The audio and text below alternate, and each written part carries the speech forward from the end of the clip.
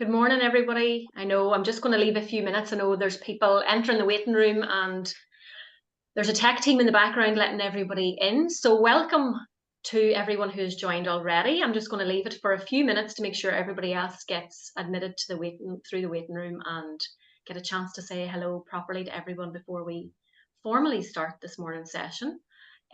There's lots of people have registered for this webinar, so I want to make sure I just give a few minutes to let everybody get in and get settled.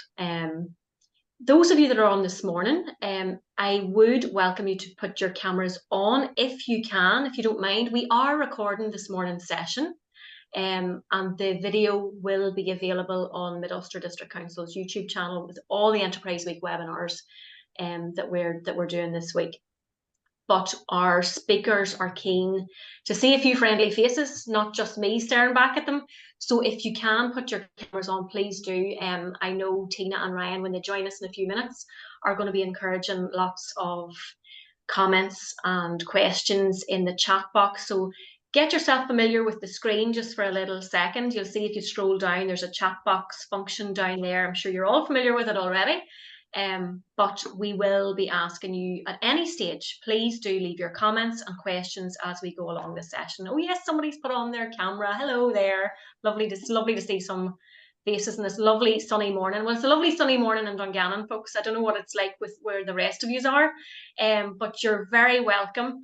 I won't leave too long before we formally start the session because we have a jam-packed session this morning with our webinar. So formal welcome from myself. My name is Denise Murta. I am one of the organisers, along with Mid-Ulster District Council this week, one of the organisers for Mid-Ulster Enterprise Week. If you've had a chance at this stage, you might have been on the website, midulstercouncil.org/Enterprise Week. You'll see there's a jam-packed week of in-person events and webinars right across the Mid-Ulster area. This one we are delighted to be running this morning, Powerful Tourism. We have two fabulous people, specialists in that tourism field, Tina O'Dwyer from the tourism space, founder of the tourism space, and our own very local Ryan Donnelly, who's in Magherafelt this morning, from Letteran Lodges. So we're going to hear more from those in a little second. As people come in, my team in the background are going to admit people and welcome them in as well. As I said, the chat function is there. Any questions, any comments, any hellos, if you just want to say hello or whatever it is, any emojis, whatever you have at your disposal, please use it and please engage throughout this session. If you have any technical difficulties, please also just put that into the chat function, and myself and my colleagues who are on, you'll see them called moderator in the background, will answer those questions if anybody's having difficulties. So lovely to see some friendly faces this morning. You will remain on mute for now, but you can, if you have a question and you're not using the chat function, or if Tina or Ryan invite you to speak, then you can take that mute button off. But I just want to keep it as smooth and seamless for you that we have no interference or background noise. But that's enough for me. I want to get Tina and Ryan, allow them to get kicked off this morning. So without any further ado from me, please could I welcome Tina from the tourism space. Tina. Thanks. Thank you. Thanks, Denise. Good morning, everybody. I'm delighted to be part of Mid-Ulster Enterprise Week. I know I've spent time there both professionally and on holidays, so feel a great affinity with the place. A few things before we start. You're going to hear from myself and Ryan for more or less the whole hour, although we do have time in between us talking for questions and comments. We would absolutely love to have your questions or comments or thoughts in the chat. That's our chat space when we're on Zoom, so please do use that. What I mean by that is it helps everyone who showed up this morning to hear what other people think, or to have a sense of the room, or if I say something you think is crazy or you think is wonderful, put it in there, put a thumbs up or say agree. It just gives us a sense of what people are thinking and talking. We will invite questions. I'm going to speak first for about 15 minutes, then Ryan, and then myself. So we'll shake it up a little bit. It's going to be lively. We're going to move fast. So yeah, please do. The other thing, thank you very much. There's a few comments in the chat already. I'm a great believer in the chat. One thing you could do is, if you can, is drop a little note in the chat to say who you are and where you are. and what your business or organization is. We do that if we were in a real room, we'd say hello and we'd shake hands. So that's our opportunity here. Drop in there who you are and where you are. And it's nice for you to be able to connect that way as well. So I'm going to share my screen straight away and move into a presentation. Our topic today is powerful tourism, or the power of tourism, and that's in the context of sustainable and regenerative tourism. And what I wanted to do in the session is kind of step it all back from what do you do to be more sustainable, what do you do to be more regenerative, and actually go a step behind that, which is why do we do that? What's the reason? What's the purpose? And where is the power of tourism really in this whole question and drive now globally, nationally, internationally for sustainable and regenerative tourism? They're just my details. I love to hear from everybody. If you want to get in touch afterwards or at any stage, that's where you'll find me. We're based in County Clare and operate a consultancy that does coaching, training, mentoring, advisory, strategy services, mainly in the area of sustainable and regenerative tourism. So a short history of tourism, I'm going to dare to undertake that. But just as context, people started counting visitor numbers around 1950. There were 25 million international visitors at that time, people traveling for tourism. By 1980, that was up to 280 million. Before the pandemic, it was at 1.4 billion, with a projection that it would be around 3 billion, that it would double by 2030. Despite the pandemic, it still looks to be at that figure of about 3 billion by 2030.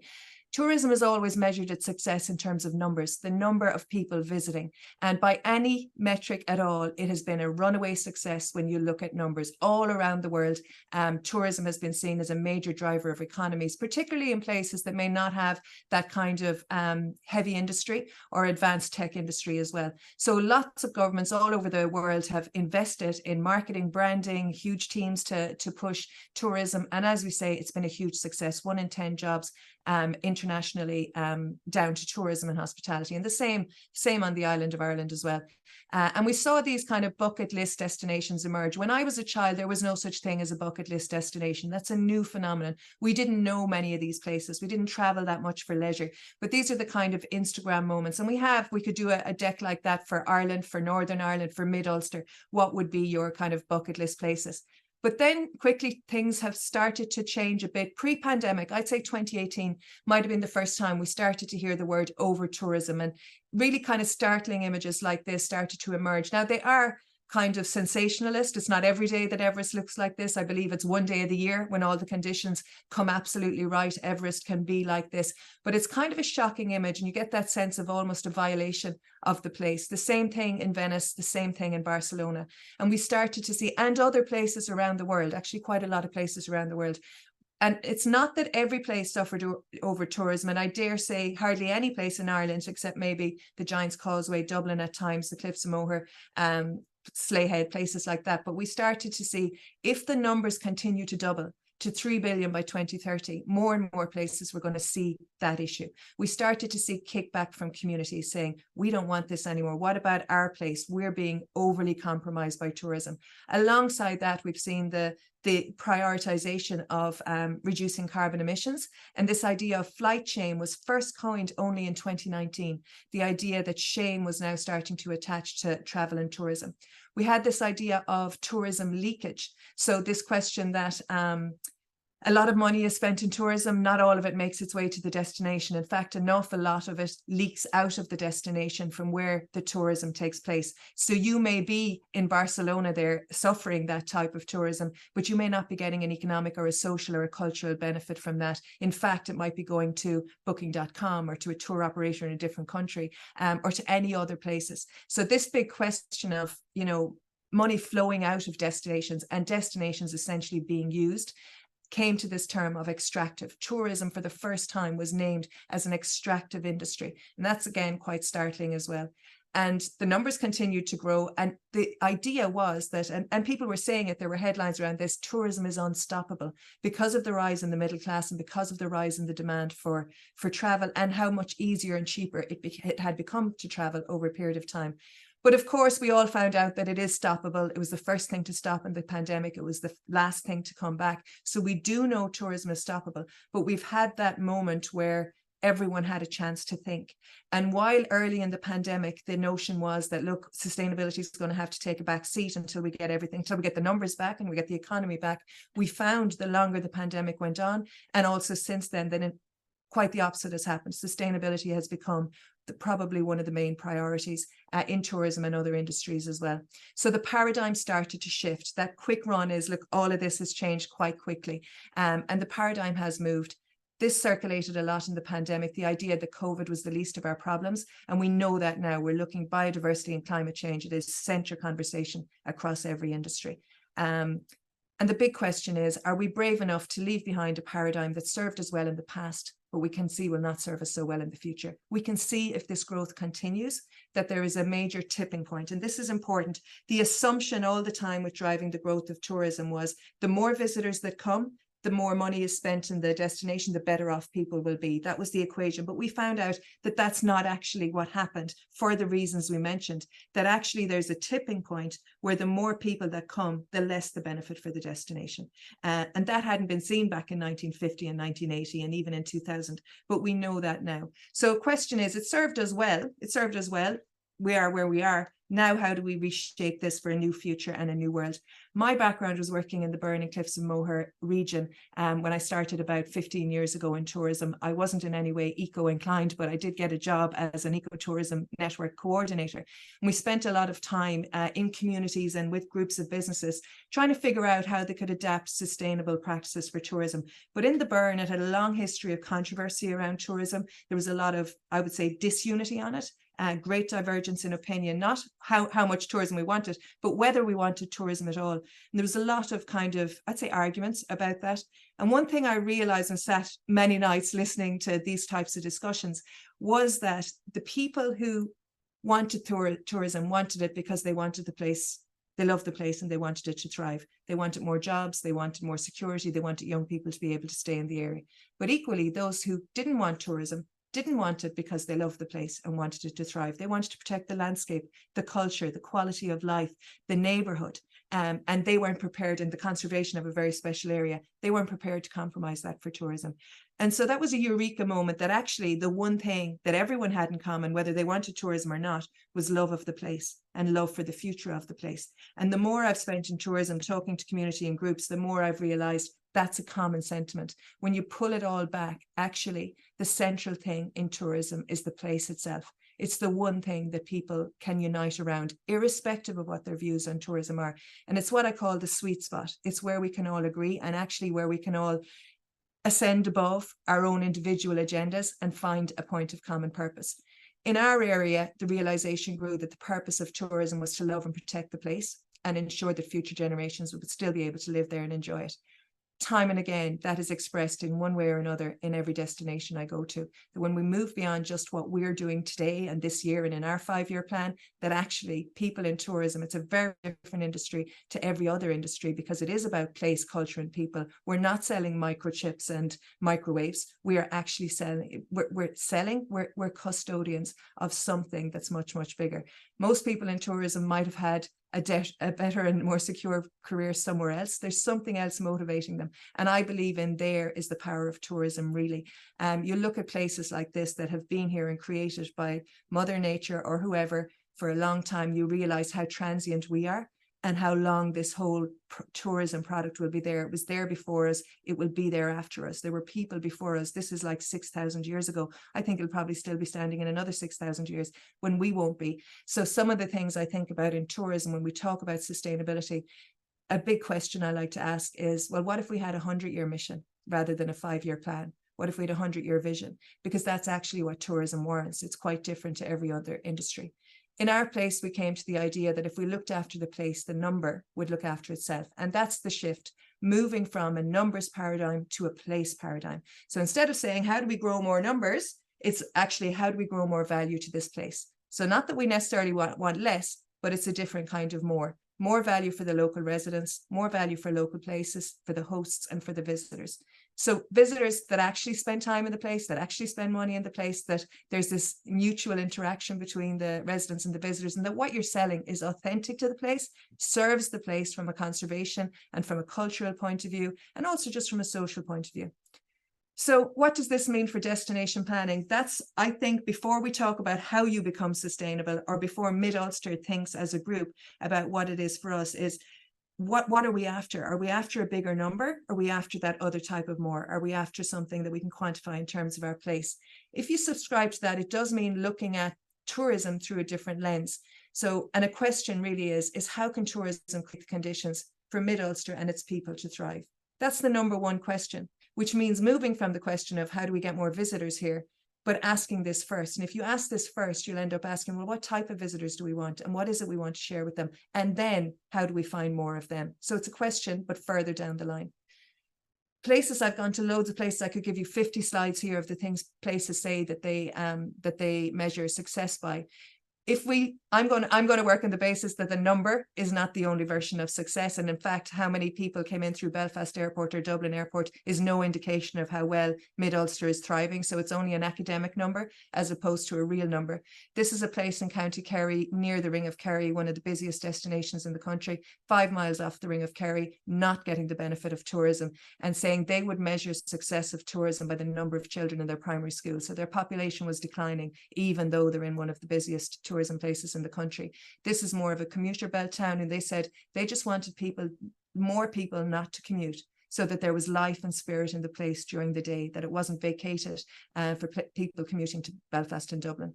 This is in Limerick and Clare, where they said an area, Shannon Estuary, that had been a river community prior to the construction of all the roads and prior to the arrival of industry in Shannon and Limerick and Ennis. And they just said they wanted to preserve their stories that were still in living memory. They wanted to share those with the current generation here and also with visitors. So some of the key questions, if you're going to think about the power of tourism and what it can do for you, is what does thriving look like for you? What does it look like for you in your house, your family, your community, and the wider Mid-Ulster and wider Northern Ireland area? What does it look like?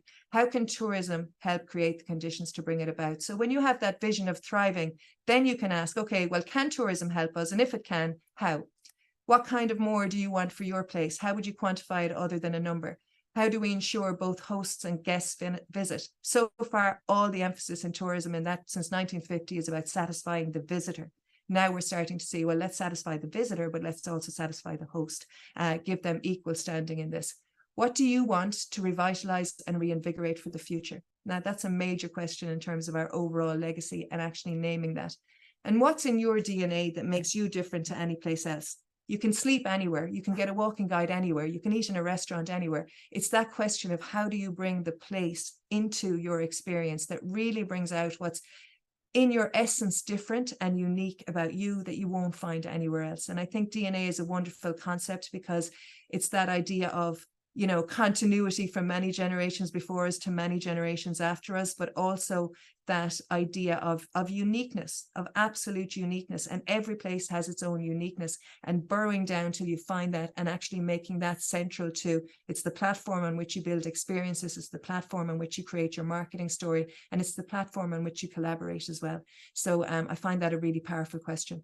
And then the big one is, what are you passionate about that you would love to share with visitors? So I love this question because it actually flips the whole idea of the types of research we've seen over the years into customers, where we go and find out what all the segments want. Now, and I'm saying this is important, but we've used it as a starting point. We go out and we find out what do the people who like culture, tell me all about them and their segment. And they're the ones in America, they're different to the ones in Germany, they're different to the ones in France. And we start to create products to match what we know that they want. But if we flip it the other way and we go, well, what is it we want to share that we're really proud of, that we want to have a legacy on? And then look at how do we create products that does that justice, and then find, well, where are the customers that want that? So it's like reverse segmentation. You segment locally first, and then you find the people who like what you want, and you meet that meetings of passion that we can have from around the world. So on that note, and I appreciate I'm going fast, and it's food for thought really, as much as anything, to kind of get us questioning the paradigm through which we do tourism. But on that question about what are you passionate about and what do you want to build for the future, I think it's a good time to invite Ryan Donnelly from Letteran Lodges, because I'm off talking about the big picture and philosophical questions. Ryan has actually done this very recently over the last couple of years in Mid-Ulster. So I'll hand over to Ryan, and there'll be time for questions after Ryan. Thank you. Good morning, everyone. Just hang on to get my presentation up and get it shared with you on the screen. Yeah. Good morning, everyone. Just to introduce myself, my name is Ryan Donnelly, and I am the founder of Letteran Lodges. It's my pleasure to be invited here today to speak as part of Mid-Ulster Enterprise Week, following on from Tina.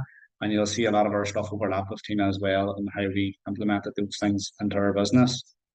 So just to give you a brief background on myself and on the lodges. So the lodges were launched in July 2022, so just over 16 months ago.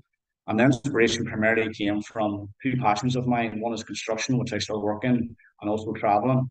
And I was very fortunate enough to go to travel, to live and stay in the Middle East for 3 years as part of my construction background and as a part of the job. And while I was there, I wanted to travel as much as I could, because being such in a central part of the world, there's so many countries to go and explore. And it was through my travels through Southeast Asia, throughout the whole of the Middle East, and even as far as India, that you really got to see why people travel to these destinations. And in every destination, they hold something special, and you can see why they're traveling there. And even it was through my own experiences from traveling that I got to see the things that I liked and that I enjoyed. And I wanted to bring that back here and implement that into Letteran Lodges. But it was also, sorry, just come back in. I was also, when I went away for 3 years and came back and moved back home, coming near the end of my time, you start to really realize the potential here on this island and what we have to offer and what's really on our back doorstep. So that was the concept and the inspiration where Letteran Lodges came from. And I was so fortunate to live at the foot of Slieve Gallion. And you can see there from the image on the right there, the panoramic views that we have on our own farm. So that was a serious asset to us. But another main driver in the background of that is we are a live farm, we are an operational farm, and the landscape in the farm is changing completely. So it was all about diversifying and future-proofing the farm for future generations. So albeit I had this inspiration and this drive to bring tourism and diverse and build Letteran Lodges, it's also about future-proofing the farm as well. So you can see there that our aim was to create this unique and sustainable and luxury good experience for our guests. We wanted the guests to experience what we've experienced for 3 generations, which was the panoramic views and the sunrise. And how we done that was through Letteran Lodges.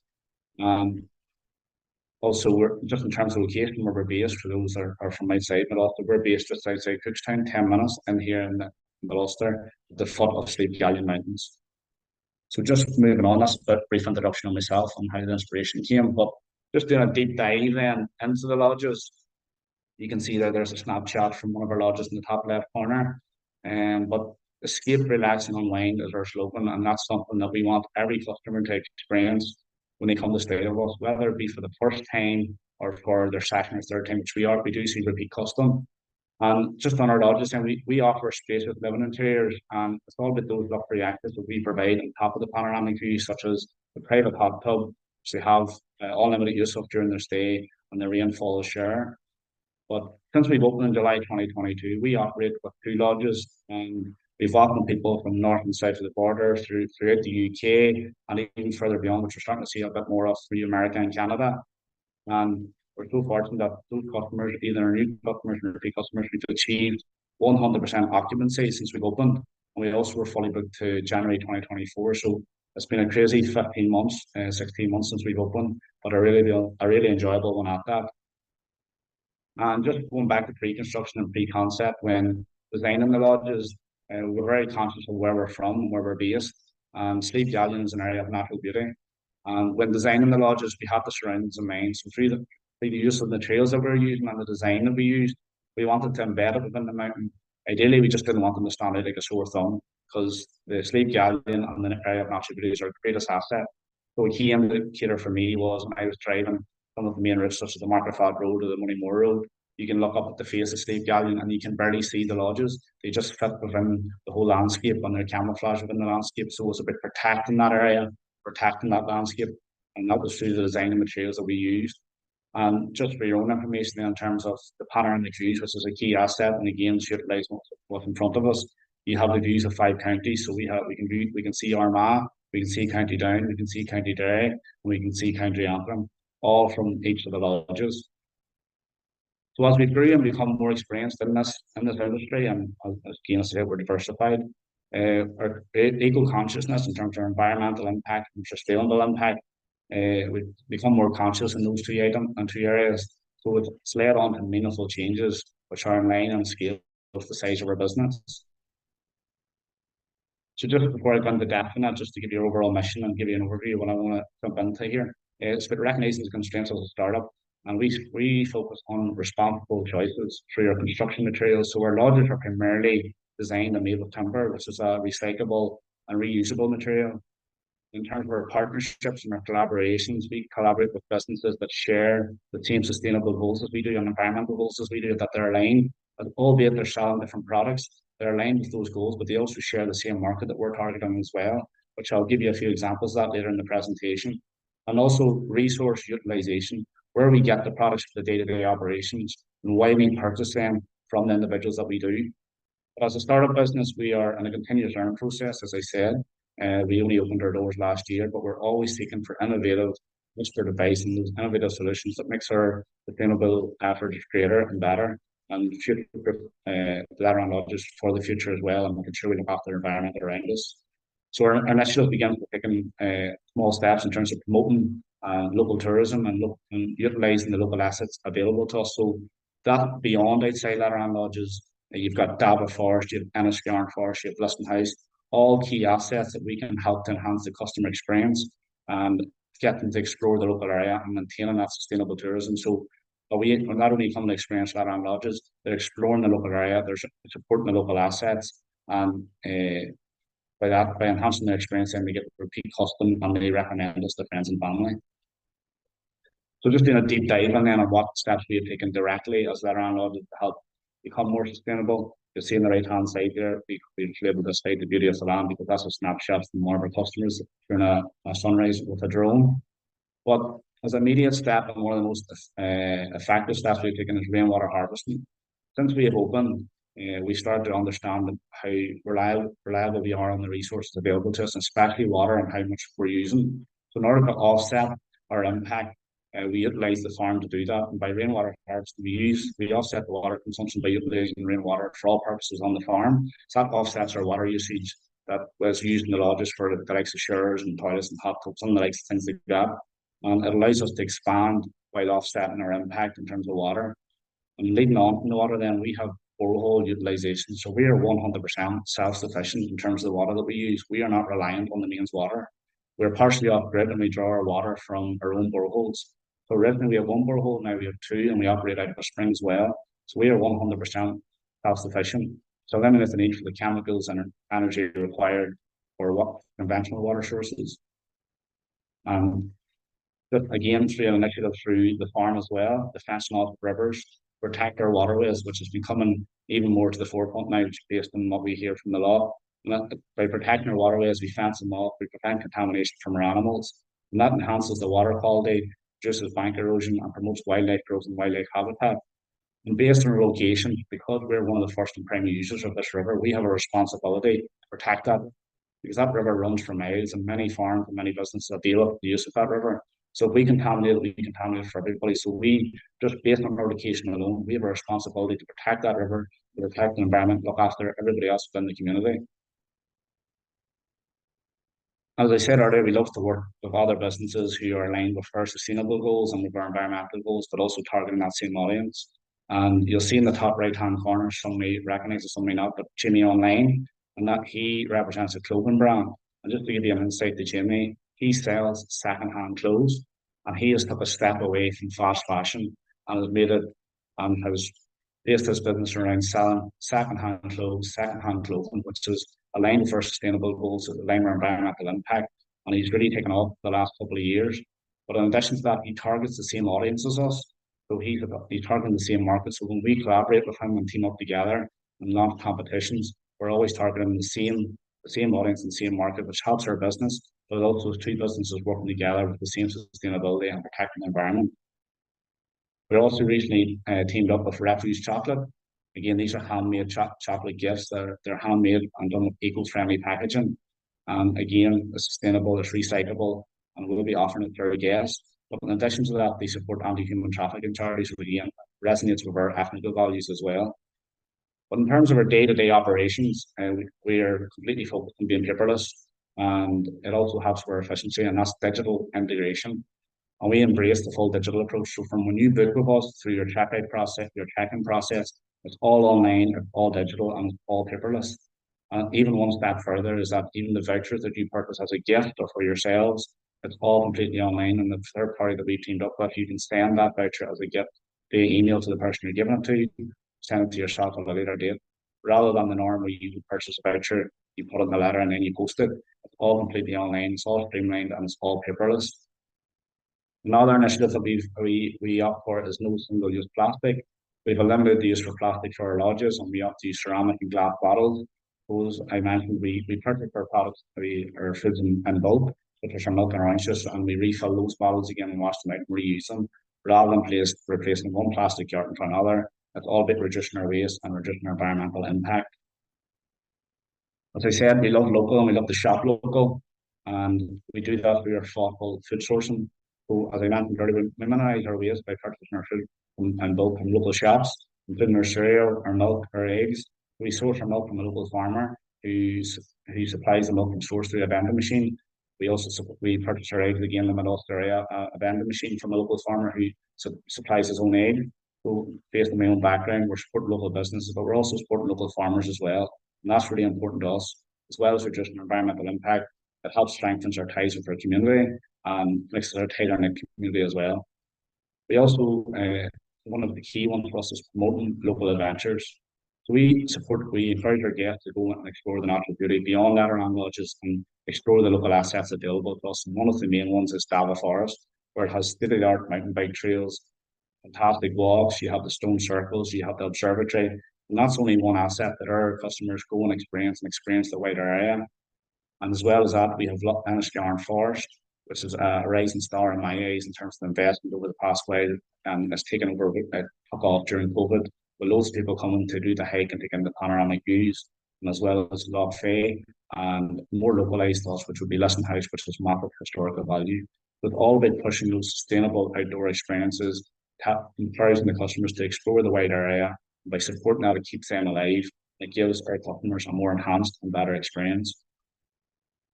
So just in terms of the future of Letteran Lodges, these are the steps that reflect our commitment to sustainability by taking responsible business practices. It's really important for me to implement these at these early stages, because if we're looking after the environment, looking after the environment around us, Slieve Gallion is the selling point. We must take steps as a local business on the face of that mountain, protect it, because that's our key selling point. We must protect it for the others around us. As we grow, we'll take steps to become more sustainable in line and scale the size of our business. But as we continue to grow, we're always looking for new ways and innovative ways to become better and more efficient in how we do that. But that just brings me to the end of my presentation, and I hope that gives you an insight to how Letteran Lodges operates. And I'm happy to answer any questions that you may have.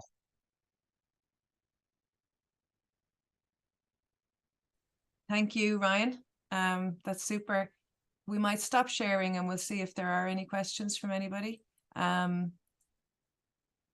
It's a fascinating story for everybody who's listening. Ryan and I have not met before, and we did not coordinate our presentations, but actually there was a great resonance between what I was saying in a theoretical sense and what Ryan was saying in a practical sense. There's one question in the chat, Ryan, that I'll send to you first.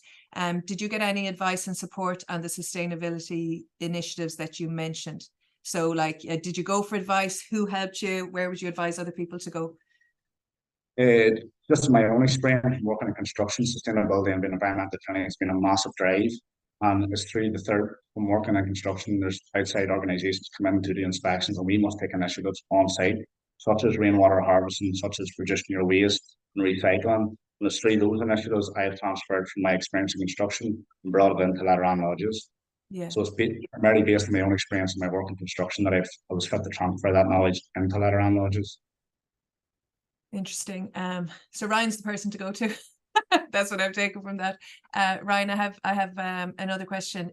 People, one of the things we hear a lot in sustainability, and as I said, I've been involved in it for 15 years, is that the visitors don't necessarily make decisions based on this. It can be frustrating for the businesses who invest in it. Okay, well, does it make a difference to the visitors? Are they making decisions based on it? What's your experience being? I'm fascinated that you said you have 100% occupancy since you opened. So just, do you think it matters to the visitors that are coming to you?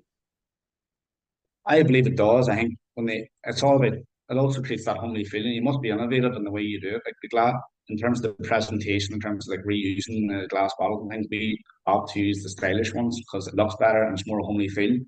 But customers opt for it. It's more important even for us as a business to take steps to protect the environment, to be more sustainable, because it is our selling point and the surrounding area is our selling point. So we must protect it. But in terms of the customers, I believe it's recognised by the customers because they leave comments saying about the personal touches, and those personal touches are the milk, the coffee, and the glass bottles, and that homely feel, and they're recognising that. Yeah, yeah. It's interesting. Would anybody who's listening like to come in and ask a question? If you do want to, just unmute and start talking, we'll find you. If anybody wants to come in.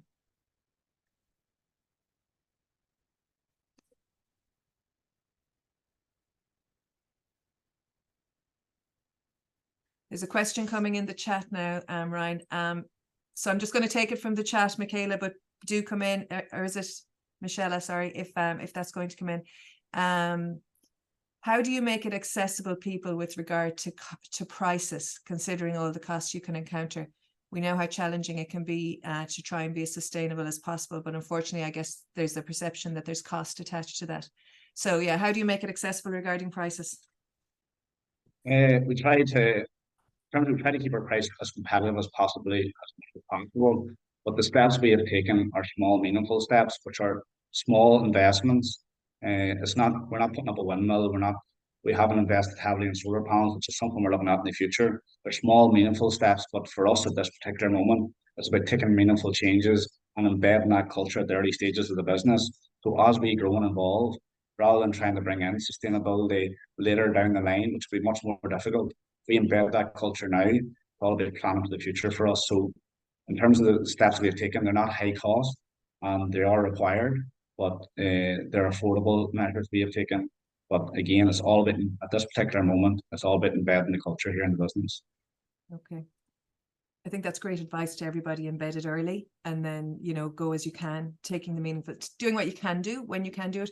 That question of prices, do you worry about, I don't even know what you charge, to be honest, Ryan, but do you worry about being overpriced? Do you worry about being underpriced? Do you price what you feel your value is? I think this is a big question when it comes to sustainable tourism. People fear that they might outprice themselves. We base our prices based on the value we offer the customer versus like being competitive as well. It has to be affordable for customers and it has to be viable for the business for people to come and be able to afford to stay with us. But basically, we base our prices based on what the service we give, and we also try to maintain competitive as well. And that's those two measures is what we base our price on. Yeah, I often think you're not trying to attract 5,000 people. It's a smaller audience, and it's back to what I was saying earlier of what you have to offer matches a particular segment if you can find that segment, and the price becomes, not the most sensitive thing for them. I have two more questions, Ryan, and so I'll give you quick fire ones. One is, have you thought about getting certification for your sustainable measures? It's actually one of our goals at the moment, but again, for us, it's all about, we're just experiencing at the moment in terms of trying to find what works for us and what's best for us. And then we're going to go down the measure of getting certification in sustainability, but we have to work out what works for us and what works best and just play in with the different things that are available to us to see what we can get the most out of. Yeah, brilliant. Last question, Ryan. And if we get a chance, we'll come back on another one. But Malachy had a question. Do you promote the sustainable element on your website and in your marketing material? We'd probably more so do it because it's so new to us, and we haven't nailed down exactly how we're going to push forward and promote this even further. At the moment, we're just doing it internally, but it will be part of our marketing material in the future. It's on our plan to do so. Yeah. Yeah, my experience is the most effective marketing of sustainability is to keep it under the bonnet and not push it out there. A bit like you said, keep it internally. It's like it's fueling the whole business, but it may not be the message. There's another question in the chat, Ryan, if you want to have a look. We may get a chance to come back to it later. I'm going to move on a little bit now. Thanks a million, Ryan. I think there's probably more questions in the audience. It was a really, really interesting presentation. Thanks for sharing so openly your business journey. It's a really nice spirit of sharing. So back to what I was going to say, when I started working in sustainable tourism, as I said, I didn't know a lot about tourism or a lot about eco. Honestly, I knew nothing about either. I'd been at home as a full-time mom for 3 years, and I got a part-time role to work with this network to see could we create a way find a way to make sustainable practice possible, practical and implementable. So I didn't come at it from an eco-philosophy point of view. I came at it from I need to get out of the house point of view, and I need to get back to work. And it kind of snowballed from there. What I found at the time is everything relating to sustainability. Now it is nearly, 14, 15 years ago. So things have moved on a lot, but it was just this huge type of, I'll stop that, this huge lot of things, this huge kind of crisis conversation, and very hard to decipher what it was you were actually going to do if you were a business. So I came at it from a very methodical, very, very dispassionate point of view, not full of the energy of eco, but really, how can we make sense of this? If I was a business, how do you break this down into steps? And a bit like Ryan there saying, taking his time to figure out which certification is right. We're finding businesses being pushed into certification or taking actions or spending on solar panels or all that big stuff without people actually having a big picture or a sense for themselves of steadying their feet, going, here's what I want to do, here's my business, here's the stage I'm at, here's the money I have, here's what I can afford. So I just want to share with you kind of the thought process that I went through at that time to categorize sustainability down into actionable chunks that people could actually move with, so that I could communicate it then to a group of businesses in the destinations and really just get their interest and their enthusiasm and create that sense of, yeah, this is possible, I can start on this journey. And those businesses are still in that journey 15 years later. That group is still together, and they've moved on an awful lot since then. So I'm not saying it's quite as, there's a lot of supports there now. There's a lot of step-by-step, resources that you can tap into. At that time, they weren't there. But I think it's no less overwhelming, really, this whole big question of sustainability and regeneration. And what is it? What is it exactly? And how does it apply to a business? Ryan is just a brilliant example there of how he's thought it out as to how it applies to his business and when, and how he's going to phase that, and how he's going to build it in. And I'd say keep that in mind as a really good way of, doing the same thing for your own business and wherever. This was one of the first things I saw. This is only from 2017, but this is a thing that has really impacted me. It circulated a lot at that time. It was an academic study done in 2017 where they highlighted personal choices to reduce your contribution to climate change. And there's a lot of things there. Down at the bottom, the lowest thing there is upgrading your light bulb. Up at the top is having one fewer child. So the biggest thing any of us could do is not have had that child or not think about the next one. And that puts it in perspective. And things like recycling, washing your clothes, they're down here in cold water. They're down here at the end, the things we're all actually doing. And the big decisions, actually, like those things like not having a car or having one less child, we know from the narrative we're going in that direction now. We can't tinker around the edges anymore. But one that stood out here for me in this is avoid one round trip transatlantic flight. Is quite high up there, but much more manageable than things like living without a car. So that's the kind of thing I think consumers can really do. And they, okay, I can have an impact there, and that's a big impact. Maybe I'll do that. And that, from a tourism point of view, that has a really big impact, particularly for us living here on an island where travel is essential, whether within the island or to the island in particular. So one thing that has always left with me is we are going to have to be very, very special to justify a flight or even a road trip. And back to the power of tourism, where is our special? Where is it that justifies this type of travel that we need as a tourism industry? And how do we make a contribution that balances that as well? So when the chunking down of all of this, when we look at who's responsible for sustainability, there's a whole lot of organizations responsible. There's the government, there's international bodies like the UNWTO, the World Tourism Organizations, other industries that have big impact, like agriculture has been very much to the fore in this, travelers themselves, destination marketing organizations, destination management organizations. And one of the stakeholders in this is the tourism enterprises. We found when we started, everyone thought it was about the tourism enterprises, that the tourism enterprises have to get more sustainable and then we'll have sustainable destinations. And that's not actually the case, because it takes the whole ecosystem to make that kind of impact. But if we look just at tourism enterprises, which is the focus of today, there's some of the things that tourism enterprises really can change, really can take action on: their own carbon footprint, the resilience of their business, making sure their business is here for the long term and is a reliable part of the business community and the social community, protecting and conserving and being a custodian of natural and cultural heritage, the quality of employment they provide, the engagement with visitors and how they empower their visitors and how they engage with and care for their community. They're the things that fall within the remit of tourism enterprises. And you could attach a sustainable development goal to every one of those. They are marked into the overall 2030 agenda and sustainable development goals. So if you look at those in detail, carbon footprint is about doing less damage. So it's mitigating the damage you may have, or preempting that and making sure it doesn't happen. The other ones are all positives, net positives that tourism can bring. Care for community, engagement with visitors, quality of employment, all of those things. So I think tourism, by focusing too much conversation on carbon footprint, is missing where its true power lies, which is in the contribution.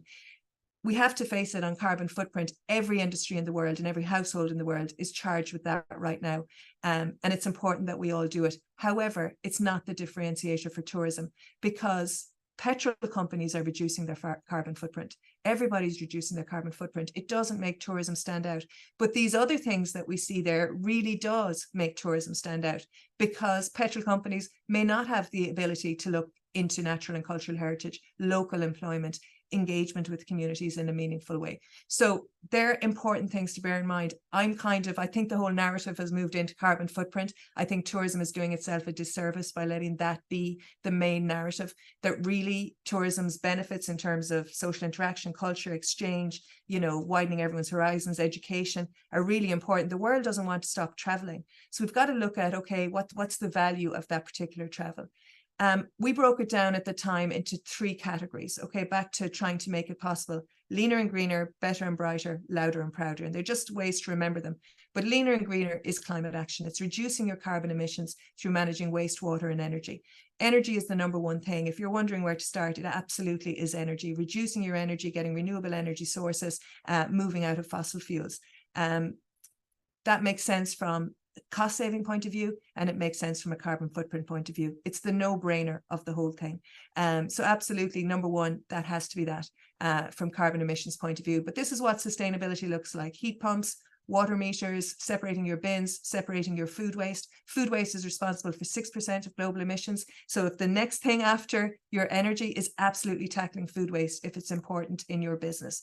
So they're the things that make the climate action change. However, they're not the things that we want front and center in our tourism messaging. Back to the point we were saying there with Ryan, this isn't a differentiator from a marketing point of view. This is something you expected to do, have to do, will save you money in your business, will make you more efficient, and will keep visitors happy and trade that you're doing the right thing. Better and brighter is the balance of that. Better and brighter, help your business and your visitor to make the world a better place. And this is, I think, where the power of tourism really lies. So if you look at things like your community, the natural culture and heritage, the people that work with you, the people that you employ, and the people where you spend your money in the local community, accessibility, making tourism places, culture accessible to all people, irrespective of their age, their needs, their abilities, their disabilities. That's a major thing that tourism can take a lead on and is starting to. And of course, biodiversity, protecting biodiversity and improving biodiversity. All these things to me are in the area of regeneration, and all these things are in the power of every business. If you think back to what Ryan said, you could see community was central to what he was talking about and his impact on the environment and on the farm, and wanting to make sure it was all in keeping with everything. So that's, and obviously their own employment and the people they choose to work with. They're all things that you can do. At the end of the day, visitors want to be empowered to do more good, not do less harm. So we need to shift the emphasis from we're reducing the harm to actually we're empowering you to do more good. And survey after survey is telling us that visitors want this. These are 22 figures, 23 figures are the same. 66% saying they want to have experiences that are representative of local culture. 67% saying they want their travel spending to directly benefit the local community.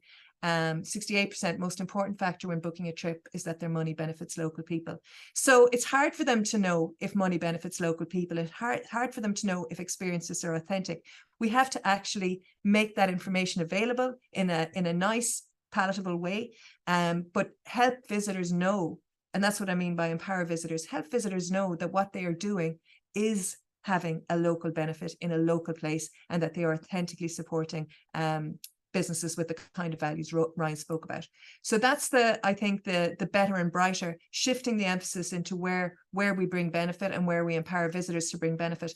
Those stats there from the visitors, that's people's way of justifying the carbon footprint of their travel. So that Shane thing that I spoke about, we all feel a little bit of it now, and I expect that's going to increase. when people have made the decision they're going to travel, their balance of that is, well, my travel is doing some good.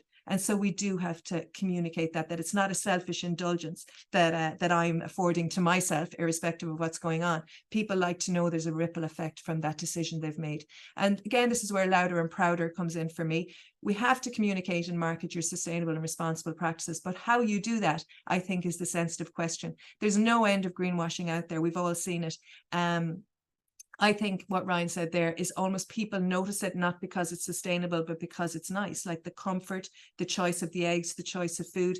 It doesn't have to be in people's faces with sustainability written all over it or responsibility written all over it, because let's face it, when we're on holidays, responsibility is what we're moving away from. We don't want to move into it. So choosing your choice of words, and it's back to that positive benefit. I'm not sure branding anything sustainability is essential, but visitors notice if it's authentic and it's integral to the way the business actually runs. You can't greenwash it when the visitor's actually with you. You can do it on your social media, you can do it on your website, you can do it in marketing, but when people are actually with you, which is where it counts, and that repeat business and that referral business is important, it has to actually be authentically true, which is why every business, I believe, needs to stand back first and figure out, where do I stand on this? What's actually going to work for me? What can I stand over? What am I comfortable with? What am I prepared to talk to visitors about and stand over, rather than being led by the nose to an extent towards that 1,000 things you could do that are more sustainable. Selectively pick the things that you can do that are authentic to you, that you can manage in the space and time you have, and plan for the others over a period of time. I often think of the camel, and I wrote down there when Ryan was speaking that he felt their thing was the panoramic views and the sunrises. That's what's different about where he is. I'm sure if Ryan grew up there all his life, I don't know if he woke up every morning saying, I have wonderful panoramic views and a great sunrise. Things that we're used to become normal to us. And then you realize, as Ryan did, traveling around the world, you realize what's important to people. It is the simple, the local, and the authentic. I often think of a camel. If I lived in a country where camels were as normal as cows are here, I wouldn't have much interest in riding on the back of a camel. It would probably hold no wonder for me. But if you come from a country where there are no camels, that's one of the first things you want to do. So it's ordinary to the local people, but it's extraordinary to the visitor. And that's what we need to find. We need to find our ordinary. We need to be able to see our ordinary, because it's so obvious to us we don't even see it, and actually make that available, much the way Letteran Lodges has made the sunrise available to people, has made the views available to people. It's almost like that's their camel. And the question is, what's your camel? Have you identified that simple, authentic thing that is genuinely about you and your place, that other people find truly wonderful? I think that's the magic of a sustainable approach, because once you've found that, the only option really is to be sustainable from then on, because that's something you are motivated to protect, to mind, to cherish as part of your business, as a cornerstone of your business from an economic point of view, but also of the life and the community that you're in and of that place. So identifying your camel or your sunrise is really important. And when you have it, I like to think of this analogy of like these lovely chocolates, beautiful handmade chocolates. Every tourism experience is like a beautiful piece of chocolate. Every visitor, every experience provider puts a lot of passion and energy into creating that and shaping it and getting it looking lovely and packaged and presentable. And it is, and it's appealing, and it's appealing. It's really is appealing. And that's what we're trying to do. But I think the key to louder and prouder is in collaboration. And Ryan mentioned it a lot there about the people he chose to work with, the values that resonated with his, the goals that resonated, speaking to the same market. And I like to think of that in terms of the box of chocolates, particularly in terms of tourism. We still have lots of individually beautifully created visitor experiences, but they sit in a context with other wonderful, beautifully created experiences that are of that place. And in this case, let's say Mid-Ulster, that's where we're talking about. So I'm going to take that as an example. The box there is the place, and in it you find this selection of wonderful experiences that are authentic to the place, that match with each other without being the same, that have that same authenticity because it's centered around the place, and that also are speaking to the same type of visitor. And that's where a destination really elevates to, okay, I'm not in this on my own. My competitors aren't here in my local area. They're actually my competitive advantage. They're my partners. We need to come together on a set of principles and a shared set of goals that are authentic to us. And remember, our only shared thing really is our place. So you create the experience based out of the place, that reflect the essence of the place, that care for the place over time. And again, it's inevitable then that you have true collaboration because you have a true point of common purpose. Loads of destinations look at the people near them as their competitors, and it cripples destinations because they're not the competitors. You can only make a breakthrough in today's noisy marketplace with lots of other fabulous destinations out there if you are working together and if you have a story large enough. Nobody travels for just one experience. You're traveling for a collection. I won't eat every sweet in the box at Christmas. I'll eat the ones I like, but someone else will eat the other ones. And it's that idea that you may not always win. You may not always be the first choice, but overall you are winning as a destination and as a place. They're just some pictures that I would have found from your area. If you take what's your box of chocolates looks like, it looks like this. It looks like authentic local experiences that people can actually buy and that can connect in with each other. And there could be, again, 20 more slides there from your place, but it's your question of who works with me, who has my goals, shares my goals, speaking to the same customer, and you'll make a clear breakthrough. So that's kind of the summary: leaner and greener, better and brighter, louder and prouder. I'm going to hold it up there, or call it off there. I think, I hope that's useful. I think get a sense for yourself, where am I taking my actions, and am I taking actions across the three of them, and who am I collaborating with before you decide what you're actually going to do. So I'm close to 11. I think we do have time for a question or two if there are any. So I'll just check on that. I don't know, is there anything in the chat? I haven't had a chance to look at that. I have 4 children, so cannot afford transatlantic trips. Yeah, that's the other side of it, Malachy. Absolutely. Okay, I don't think there are questions. So I think for now, I will then say thank you for listening. Thank you for coming, and I will hand back to Denise. And thank you, Ryan, for your presentation. Thank you very much. Thank you so much, Tina and Ryan, for a wonderful presentation. I did put a little message into the chat to everyone to say, because there was lots of questions coming in earlier as well and comments, and I know we're tight for time. We appreciate you taking an hour out of your day this morning to join us. So I have said, if anybody does have any questions or comments, pop them in the chat now before we close this meeting, and anything that hasn't been answered earlier on, I will certainly go back to Tina and Ryan, and there might be questions that Ryan and Tina are happy to answer off this session. I have your email addresses from when you registered anyway, so I can contact you and drop you a little line. I know we're so delighted today because we have students joining us from St. Patrick's College. I'm not sure how many of the year 13s are there. And we also have a group of students from North Regional College as well, NRC, have joined us as well. So it's great that behind some of these hidden cameras where we can't see the people, there's lots of other young people that are learning this morning as well. We have people from Gorchin, Balahi, the Loop, and even Belfast, Kildare and Lusaka in Zambia. So thank you so much everyone for joining us this morning for our Powerful Tourism webinar. Tina and Ryan, fantastic presentation, so many tips and takeaways, and it really resonates with the entire theme of Mid-Ulster Enterprise Week, which has been Challenge, Adapt, Succeed. The name of this particular webinar, Powerful Tourism, I think we could have renamed it The Power of Place, because it was such a strong message that came from both Tina and Ryan, who Tina said they didn't collaborate in putting these presentations together. There's this natural synergy of the importance of tourism from a local, sustainable, regenerative perspective of that power and that sense of place.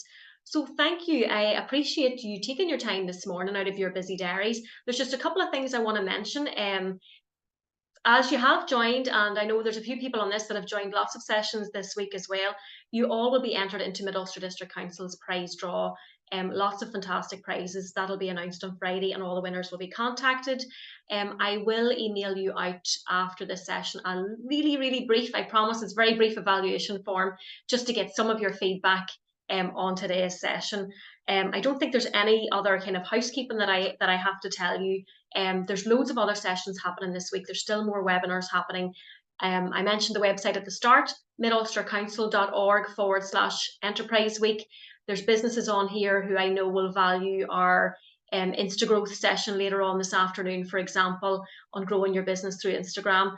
Ryan, you mentioned your collaboration with Jamie Online, and I know that you've used some influencer marketing in terms of promoting Letteran Lodges, and I'm sure that's something that other people within hospitality and tourism have questions about and wondering, is it a useful type of marketing? We have a session on influencer marketing this week as well with Francesca Morelli. So there's lots of other really useful things, I think, for people on this webinar that they could join as well. But for now, thank you so much on behalf of myself and the team here at Dungannon Enterprise Centre, on behalf of Mid-Ulster District Council, and on behalf of Tina and Ryan. Thank you so much for your attention and your participation, and thanks for joining us today, folks. And I will get back to any questions and comments after this session. So enjoy the rest of your day, wherever you may be. I hope the sun shines on you, and good luck with the rest of your week. Bye, folks.